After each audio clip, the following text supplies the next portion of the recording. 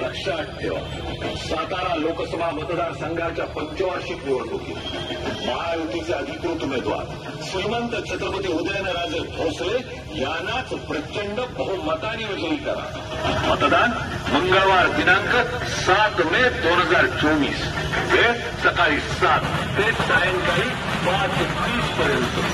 लक्षात ठेवा, उदयनराजेंना निवडून देऊया, साताऱ्याचा विकास साधूया। आता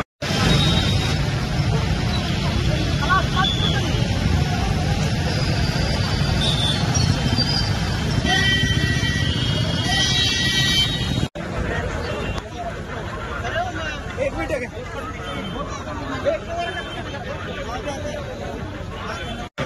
लोककल्याणाचा वारसा आणि प्रत्येकाच्या क्षमतेचा आदर पुढे जाण्याची परंपरा कायम राहणारा जिल्ह्यातील जनतेला आणि नगरसेवक पदापासून आमदार, मंत्री आणि नंतर खासदार अशा विविध पदांना न्याय देण्याचं काम छत्रपती श्रीमंत उदयन महाराजांनी आपल्या कारकिर्दीमध्ये केले। या मतदारसंघात देखील काम करत असताना सगळ्यांना समान न्याय देण्याच्या बाबतीमधली भूमिका ही छत्रपती श्रीमंत उदयन महाराजांनी मागच्या कालावधीमध्ये घेतली। आणि काम करत असताना त्यांचा एक स्वभाव आहे की खऱ्याला खरं म्हणायचं आणि एखादी गोष्ट चुकीची असेल तर ती गोष्ट चुकीची म्हणायला महाराजसाहेब कधीही पुढं मागं पाहत। आणि त्यामुळे आपण सगळ्यांनी मागा अनुभवलेला आहे की महाराज साहेबांना आपण निवडून दिल्यानंतर देखील मार्ग योग्य नाही असं ज्या वेळेला महाराज साहेबांना वाटलं, ज्या वेळेला त्या पक्षाची देहधोरणं त्यांना पटली नाही, देशाच्या विकासासाठी काय गरजेचं आहे याचा विचार करून छत्रपती श्रीमंत उदयन महाराजांनी निवडून गेल्यानंतर 3 महिन्यामध्ये आपल्या पदाचा राजीनामा दिला। सत्तेचा पदाचा मोह त्यांनी केला नाही आणि छत्रपती श्रीमंत उदयन महाराज हे आदरणीय मोदीजींच्या पाठीशी उभं राहण्याच्या बाबतीमधली भूमिका घेऊन तुमच्या समोर आले।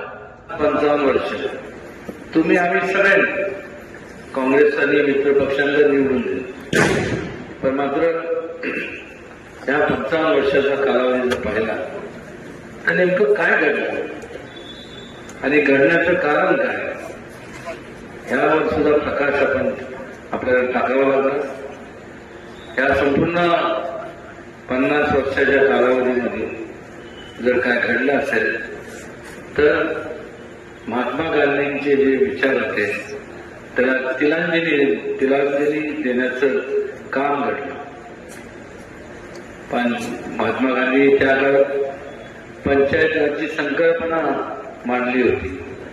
संकल्पना काय होती की जोपर्यंत सत्तेचं विकेंद्रीकरण होत नाही आणि विकेंद्रीकरण होऊन सर्वसामान्य माणसांच्या हातात सत्ता स्थानं दिले जात नाही तोपर्यंत खऱ्या अर्थाने लोकशाही या देशात नांदणार नाही।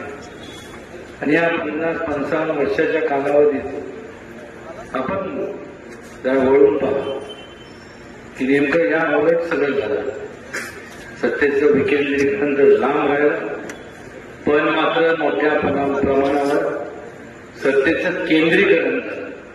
आणि जेव्हा केंद्रीकरण होतं त्यावेळेस संपूर्ण अधिकार एका विशिष्ट लोकांकडे असतात आणि मग लोकांना सोयीप्रमाणे लोकांचा, समाजाचा, लोकशाहीतले तुमच्यासारख्या राजांचा स्वतःच्या सोयीसाठी सोय करतात, स्वतःच्या स्वार्थाकरता, स्वतःच्या संपूर्ण त्यांचा वापर केला जातो.